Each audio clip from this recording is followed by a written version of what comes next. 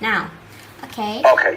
Hello everyone. Today I'm going to interview with a foreigner who stayed in Thailand for a long time about a culture shock experience. So, welcome Mr. Chris James King. Hello. Sawadika, Panwad. How are you? I'm great. How are you? I'm very good, thank you. Okay. Happy to be here. Chris, could you please introduce yourself? Yes, my name is Chris King. I'm 44 years of age. I'm an engineer. I work in the aircraft industry, and I have been living in Thailand now for 5 years. Okay. So I'm going to start the first question. Why did you stay in Thailand? I used to come to Thailand on vacation. I very much enjoyed visiting the country, but only for a couple of weeks at a time. And then back in 2016, I had a chance to come here for about 6 months, and I met your mother. And of course, we started dating, and then about 2 years ago, we got married. So I thought I best stay in Thailand, which I was very happy with that choice. So lovely. Okay. Do you have a culture shock experience or the experience that make you surprising in Thailand? I think one of the things that I like about Thailand is that it's a very relaxed culture, very, very relaxed people. In England, it's very hustle and bustle, especially in the city. Everybody running around, trying to get to places, and everything's done really, really fast. In Thailand, it's a very relaxed place. I very much like it because of that. It certainly makes me feel more relaxed being in Thailand than it would do in England, for sure. I come from England originally, and the Christian religion is the main religion in England. Obviously, Buddhism is the main religion here in Thailand, and that's very different to me because obviously I'm not familiar. So I am now, having been here for such a long time. I find it very interesting.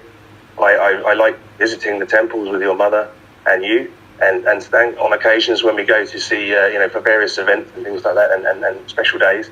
And I find it a very enjoyable experience to be part of that and see that culture in Thailand. Okay. And do you have a problem with language when you stay in Thailand? I do not speak very good Thai, as you know, unfortunately. I try, I've got a few words, but not enough to have a full conversation in Thai. Your mother has been very good. She learned English very quickly, a lot quicker than I have learned Thai.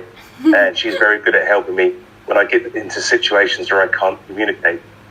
Very lucky that many people in Thailand do speak English, and they're very welcoming and friendly people. And if they can, they will help you, and that's nice. That makes me feel very comfortable. As I say, my Thai is not very good. I find the language I've tried to learn little words here and there, and it's a very difficult language for a Westerner. Can you show us in Thai? Oh, let's go. สวัสดีครับสบายดีไหม Great. That's great. Okay. Okay. And the last question. How do you adapt to living in Thailand, and do you have some advice for people who have to visit in foreign country? I think that's sort of a two-part question. The first part to that question is how have I adapted to Thailand? I think I adapted quite easily in Thailand because, again, of the relaxed nature of the country and the friendliness of the people. It made me just feel very much at home when I decided to move here. That was easy for me to adapt to because I like the relaxedness, the relaxed and the kind people and the smiles, and that was good for me. That was easy. Recommendations. The language obviously is a problem, and in that I don't speak it very well at all. But as I say, most Thai people are very helpful and can speak pretty good English. That's sort of our age group. With recommendations for people coming abroad, I think it's always good to, of course, it's going on holiday is one thing, but going to live in another country is a different thing. So if you can, it's nice to try and visit the place, maybe to see if you like it, even if it's vacation, before you decide to live somewhere. Because living somewhere is very different to being on holiday. You know, when you're on vacation, you can go to the beach, you can swim, But when you live here and you're working, you can't do that every day. A lot of people, my friends in England, think that all I do each day is sit by the swimming pool or sit on the beach. But I don't. I work, I have a job, I can't do that. It's nice to be able to do that, and they're very envious of that. But certainly, do some research, go on vacation if you can. But also, it's good to speak to people who have made the move. Certainly, if somebody from England was looking to move to Thailand, I would ask them to speak to me, as we are doing now, and advise them what's good and what's bad in Thailand, and and what you should do and what you shouldn't do. And really, and the internet's a wonderful place as well. There's a lot of information on there, like travel blogs and things like that, where you can see people's experiences. But really, it's best to just come on holiday and see if you like the place, and then decide if you want to live there. But be mindful, living here is not the same as being on holiday. Okay.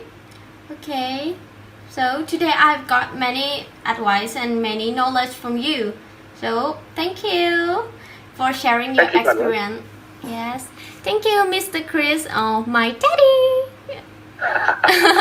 Okay. Okay. You have a good day, and we'll speak again soon. Okay. Okay, thank you. Have a good day. Okay.